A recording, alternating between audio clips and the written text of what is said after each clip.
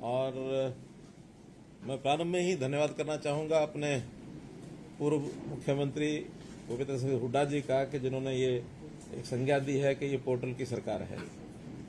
मुझे गर्व है इस बात को सुनने में भी कि पोर्टल की सरकार है और लगातार हम नए नए पोर्टल जन सुविधा के लिए लाते रहेंगे। और मैं उनसे अपेक्षा भी करता हूं कि इस विषय को चुनाव के आखिरी समय तक छोड़े नहीं, ताकि जनता इसको जान सके कि पोर्टल का कितना उपयोग है। और ये पोर्टल को समाप्त करने की बात करेंगे तो जनता इनको समाप्त कर देगी, ऐसा मेरा पक्का विश्वास है। तो उस नाते से जैसे एक विषय आया था कि गरीबों की आवास की योजना, प्रधानमंत्री जी ने प्रधानमंत्री आवास योजना के अंतर्गत एक बहुत बड़ा अभियान सारे देश में चलाया हुआ है। हमने भी प्रधानमंत्री आवास योजना शहरी और प्रधानमंत्री आवास योजना ग्रामीण, इसके अभी तक 60,000 आवास या तो उनको पैसा मिल चुका है जो अपने आप बना रहे हैं, जो हमने बना करके देने थे उसकी चाबियां भी उनको दी गई हैं। कुछ उसमें से 12-13 हज़ार ऐसे जो अंडर कंस्ट्रक्शन है, निर्माणाधीन हैं, जैसा ही वो तैयार हो जाएंगे उनको वो दे दिए जाएंगे। लेकिन इसके बाद भी मांग अभी भी ऐसे गरीब परिवारों की है कि जिनको सबके सिर पर छत नहीं है।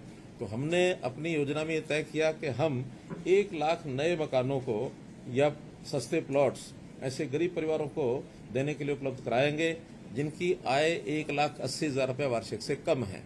तो ऐसे योजना में बहुत जल्दी एक 4 जिलों में पंचकुला, गुरुग्राम, सोनीपत और फरीदाबाद, इसमें फ्लैट देने की योजना हमारी है। तो उनको फ्लैट दिए जाएंगे और बाकी स्थानों पर फ्लैट अथवा प्लॉट, क्योंकि बहुत से एरियाज ऐसे हैं जिसमें प्लॉट्स भी दिए जा सकते हैं, थोड़ा कम कीमत में प्लॉट उपलब्ध हो सकते हैं, फ्लैट भी दिए जा सकते हैं। लेकिन ये 4 शहर ऐसे हैं जिसमें प्लॉट्स देना व्यवहारिक नहीं है, क्योंकि गुरुग्राम हो अथवा फरीदाबाद हो, सोनीपत हो या पंचकुला हो, यहाँ जमीनों के रेट बहुत हाई हो गए हैं और ऐसे परिवारों को फ्लैट देने में फिर भी फिजिबिलिटी ये बन जाती है। तो इस प्रकार से HSVP के द्वारा ये सब आवास कॉलोनियाँ बनाई जाएंगी। तो उसके लिए अभी तो हम उनकी एक प्रकार से डिमांड इस पोर्टल पर मांग रहे हैं, जो पोर्टल आज शुरू किया गया है, कि किनके यहाँ अपना मकान नहीं है और किनको उसकी आवश्यकता है, ताकि उस आवश्यकता के हिसाब से कितनी आवश्यकता किस जिला में, किस जिला केंद्र पर, अब ये शहरों के लिए है तो शहरी क्षेत्र के अंदर कहाँ कहाँ की कितनी डिमांड आएगी, आज तो केवल उसका एक पोर्टल ये बनाया ताकि डिमांड हमें मिले और हम इसकी योजना बना सके। हमने कई जिला केंद्रों पर जमीनें आइडेंटिफाई कर ली हैं, कम से कम 5 एकड़, इससे ज्यादा जितनी आवश्यकता होगी उतनी उपलब्ध करवा दी जाएगी। इसी प्रकार दूसरा जो पोर्टल है जिसकी हाँ, तो इसका ब्रोशर लिंच करना है, तो फिर इसके बाद में डिस्ट्रीब्यूट भी कर देना। और भी है कि एक ही ब्रोशर है? नहीं, और किसी को उसका तो नहीं है, सारे इकट्ठे करना है।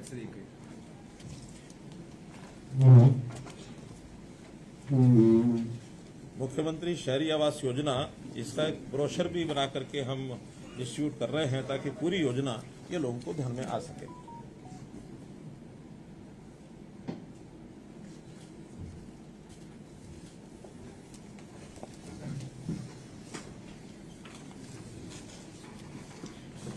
दूसरा जो पोर्टल प्रारंभ किया गया है वो है नो लिटिगेशन पॉलिसी, और वो भी एक विशेष क्षेत्र के लिए है। जैसे पिछले दिनों में अपने को मालूम होगा कि कासण की जो जमीन, उसका एक विवाद बहुत पुराना, मेरा ख्याल 2000, ये अधिग्रहण की सूचना इसकी कब की गई थी? 2011 में की गई थी। लेकिन लिटिगेशन चलते चलते और इस समय तक उसका फैसला नहीं हो पाया था। अब लास्ट जो सुप्रीम कोर्ट के निर्णय के हिसाब से उन्होंने कहा कि एक पॉलिसी बना करके और इनको ये जमीन जो अधिग्रहण है वो तो फाइनल हो गया था, लेकिन आंदोलन भी था और हमें भी लगा कि उस समय के रेट्स, 2011 के रेट्स और आज के रेट्स में बहुत बड़ा अंतर है। तो हमने एक नई नो लिटिगेशन पॉलिसी अपनी कैबिनेट में पास की है। उसके हिसाब से उसका एक पोर्टल बनाया है कि वो लोग जो इस पॉलिसी को अडॉप्ट करके इसमें आ जाएंगे उनको इसका लाभ मिल जाएगा। और अभी प्रारंभ में 3 महीने का समय रखा है कि 3 महीने ये जो पोर्टल खुला रहेगा, उस समय तक इसके सारे लाभ वो ले सकते हैं। लाभ के हिसाब से पहला ये है कि ये नो लिटिगेशन पॉलिसी है, जो इस पर आएगा वो आगे कहीं कोर्ट में दोबारा उसको चुनौती नहीं देगा और किसी प्रकार की मुआवजा राशि में वृद्धि की मांग नहीं करेगा। हालांकि वो सुप्रीम कोर्ट के हिसाब से कर भी नहीं सकते, फिर भी हमने कंडीशन रखी कि इसमें जो आएगा वो इन बातों को ध्यान में रख करके आएगा। और अगर पहले कहीं इस भूमि के नाते से कोई मामले लंबित हैं उनको वो वापस लेगा ताकि आगे इस मामले को लिटिगेशन को समाप्त कर सके। इसमें जो उनको सुविधाएं दी गई हैं, जो राशि एज पर अवार्ड लगभग 90-92 लाख रुपए पर एकड़ है, एक तो वो मिलेगी उनको, और 1 एकड़ के बदले 1000 स्क्वायर मीटर का एक प्लॉट भी उनको मिलेगा। विकसित जो क्षेत्र है उसके अंदर ये आवासीय प्लॉट उनको ये मिलेगा। और उसमें जब भी पहली फ्लोटेशन हो जाएगी उस एरिया को डेवलप करने के बाद, उस समय ही वो प्लॉट उनको दे दिया जाएगा। उस प्लॉट की जो कीमत है इस समय, जो फ्लोटिंग का जो टाइम होगा उस टाइम पर उनका जो रेट है उनसे वो लिया जाएगा। इसका तो रेट जो है हमारा निर्धारण उस समय होगा जब ये हम फ्लोट करेंगे। हाँ। और लेकिन उसमें भी उनका हमने रेट बाईबैक का नहीं, लेकिन रेट भी कम रखा था जो हमारा कलेक्ट्रेट के हिसाब से जो कैलकुलेट होगा, जो अधिग्रहण रेट के हिसाब से जो कैलकुलेट होगा उतना ही रेट उनसे वो लिया जाएगा। और बाद में उस प्लॉट को वो बेचेंगे जब भी प्लॉट वो बेचने के लिए स्वतंत्र होंगे। यदि उनको लगता है कि हमें प्लॉट बेचना नहीं है तो उसको एक निश्चित राशि के ऊपर बायबैक भी कर लिया जाएगा ताकि एक निश्चित लाभ उनको मिल सके। इस सारी प्रक्रिया में पहला अनुमान हमारा ये है कि उनको प्रति एकड़ लगभग 2,70,00,000 रुपया की वैल्यू उनको मिल सकेगी। जो 92 लाख रुपया है उसकी बजाय 2,70,00,000 रुपया उनको ये मिल सकेगा। मार्केट के ऊपर डिपेंड करता है। अगर उनका प्लॉट और महंगा बिकता है, जो हमारा रेट है जिसे हम बायबैक करेंगे उसके भी कुछ पैरामीटर्स हैं, और उससे अगर ऊपर मार्केट रेट निश्चित रूप से जाएगा ही ऊपर, क्योंकि आज भी मार्केट में काफ़ी महंगे हैं प्लॉट, और वो अगर बेचते हैं तो उसका और 50 लाख 1 करोड़ एकड़ भी उनको ज़्यादा मिल सकता है। प्लॉट का जो साइज होगा, आवासीय प्लॉट 100 वर्ग मीटर, 150 वर्ग मीटर या उसके मल्टीपल्स में, जितना शेयर जिसका होगा उसके मल्टीपल्स में 100 वर्ग मीटर या 150 वर्ग मीटर के हिसाब से प्लॉट ले पाएगा। उसमें यदि 10% का अंतर है, छोटा बड़ा अगर उनका हिस्सा कम ज़्यादा आता है तो वो उस कीमत के हिसाब से लेन देन किया जा सकेगा। अगर उनका प्लॉट कम बनता है, प्लॉट पूरा उनको लेना है साइज का, तो वो 10% उसका पैसा और दे देगा। अगर उनका प्लॉट ज़्यादा बनता है, शेयर प्लॉट छोटा है, तो उसका पैसा उनको लौटा दिया जाएगा। तो ऐसा उसका भी एक सिस्टम बनाया ताकि उनको कठिनाई ना आए। 33 वर्ष के लिए उनको प्रति एकड़ 21,000 रुपया जो वार्षिक एक भुगतान दिया जाता है, उसको एन्युटी, तो एन्युटी के 33 साल तक वो उसके भी हकदार होंगे, प्रति एकड़ 21,000 रुपया। तो ऐसी कुछ जो चीजें हैं उसमें हमें कुछ को सर्टिफिकेट देंगे, यानी जो प्लॉट नहीं लेना चाहता उनको सर्टिफिकेट है। सर, शुरू में तो सभी को एक लैंड डेटा एग्रीमेंट सर्टिफिकेट मिलेगा, क्योंकि प्लॉट को 2 साल बाद क्योंकि जब क्षेत्र विकसित हो जाएगा तब मिलेगा। उससे पहले अभी तुरंत उसको जैसे ही वो ऑप्ट करेगा उसको एक सर्टिफिकेट मिल जाएगा, और वो सर्टिफिकेट भी बेच सकेगा, किसी को भी वो हस्तांतरण कर सकता है। जो भी कीमत वो बेचना चाहे बेच सकता है। फिर जिसके पास वो सर्टिफिकेट जाएगा वो उसका आगे हकदार हो जाएगा उस प्लॉट का। ये तो अभी जैसे ही लॉन्च करेंगे उसके विदिन ए मंथ उनको हम सर्टिफिकेट दे देंगे। सारे अपने क्वेश्चन लिख लें, हर एक सभी, क्योंकि 6-7 टोटल हैं तो उसका समय लग जाएगा। एक योजना हमने पहले समाचार पत्रों में जो दी है, दयालु योजना, तो उस दयालु योजना में हमने उसकी पहले सारी योजना तो बता ही दी है कि उसमें जिन परिवारों के, गरीब परिवारों के किसी भी परिवार के सदस्य की जिसकी आयु 6 वर्ष से लेकर के 60 वर्ष तक है, मृत्यु होने पर एक निश्चित राशि उनको दी जाएगी। और वो निश्चित राशि का स्लैब है, वो बता देता हूँ। लेकिन अगर और किसी प्रकार का लाभ मृत्यु के बाद उसको मिलता है तो वो उसमें एडजस्ट हो जाएगा। जो राशि घोषित की गई है, इससे ज़्यादा कहीं से राशि मिलती है तो ये नहीं मिलेगी। अगर इससे कम मिलती है तो एडजस्ट करके जो डिफरेंस है वो उनको दिया जाएगा। लेकिन जो राशि मैं बता रहा हूँ उतनी न्यूनतम उसको पूरी कर दी जाएगी।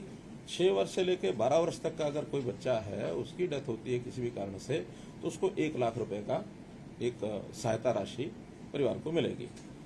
इसी प्रकार 12 वर्ष से अधिक और 18 वर्ष तक 2 लाख रुपए, 18 वर्ष से अधिक और 25 वर्ष तक उसको 3 लाख रुपए, 25 वर्ष से अधिक और 45 वर्ष तक 5 लाख रुपए अधिकतम ये राशि है।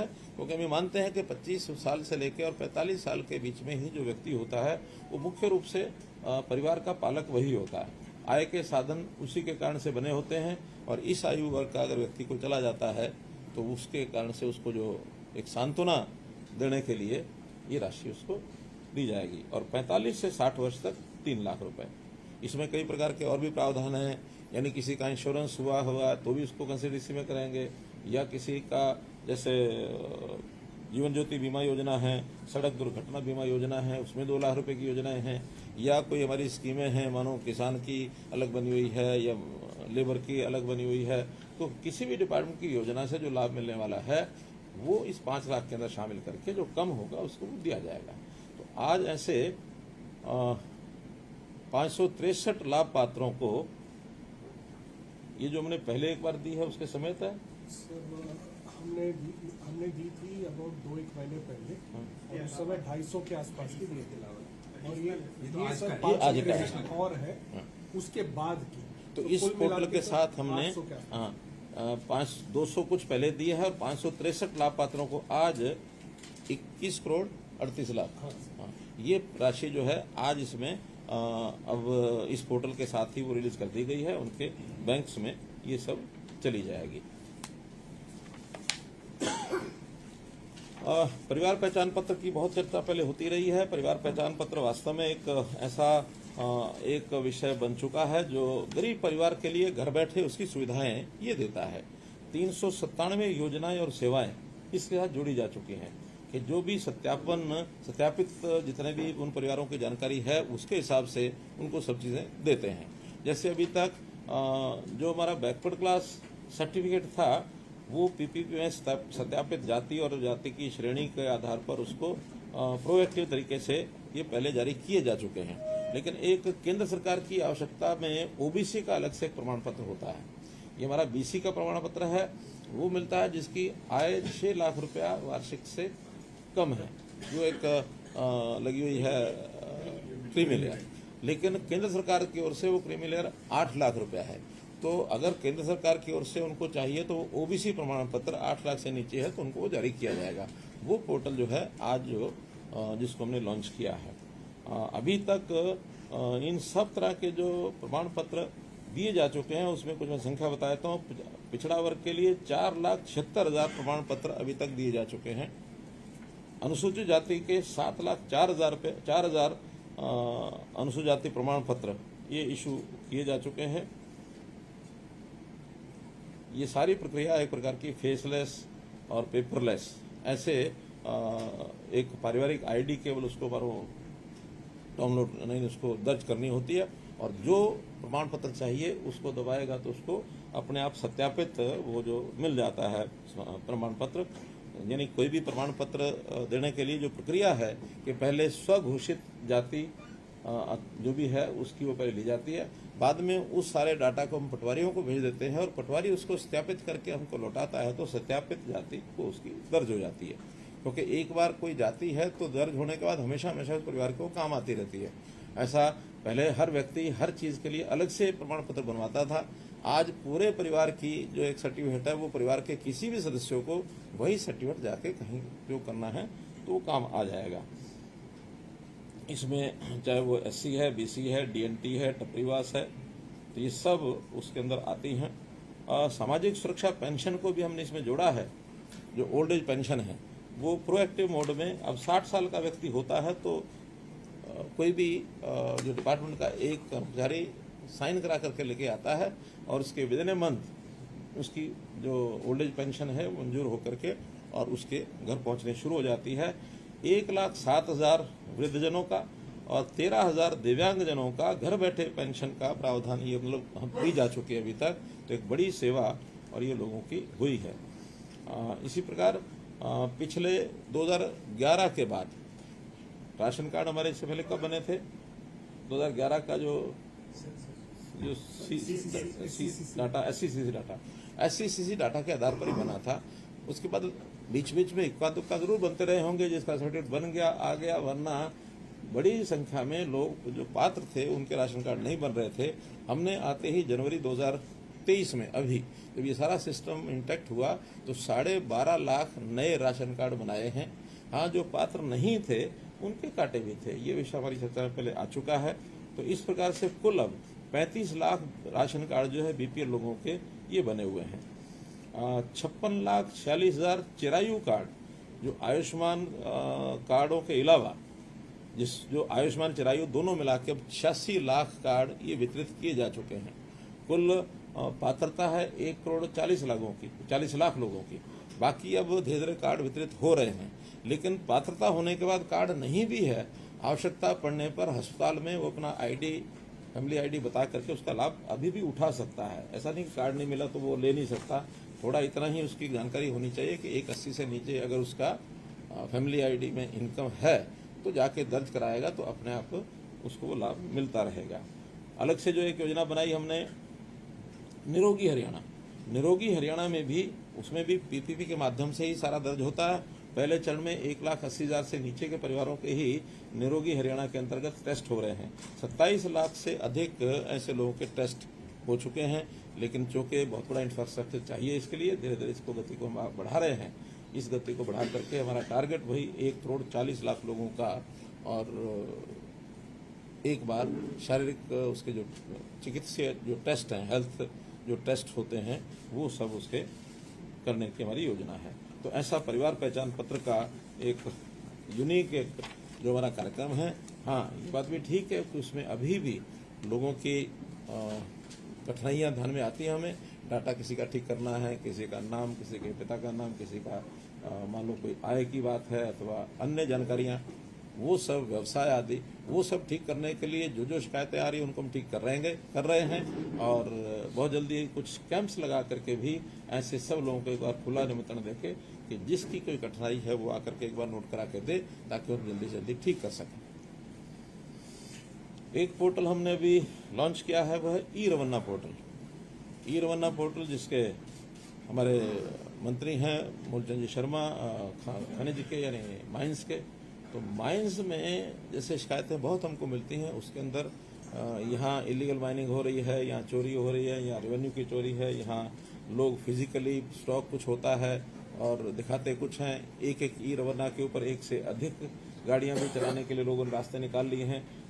सो मेनी थिंग्स, उन सब को ठीक करने के लिए हमारे टेक्निकल लोगों ने ई रवन्ना का एक नया, जिसको कहना चाहिए वर्जन, पुराना ई रवन्ना खत्म करके नया ई रवन्ना पोर्टल आज लॉन्च किया है।